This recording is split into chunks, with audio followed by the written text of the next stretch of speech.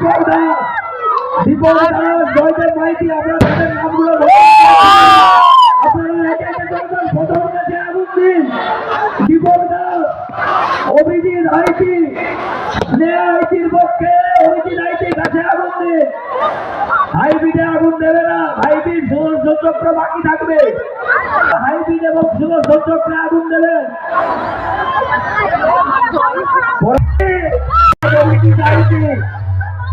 একটু পরে ছেড়ে চলে দেবে।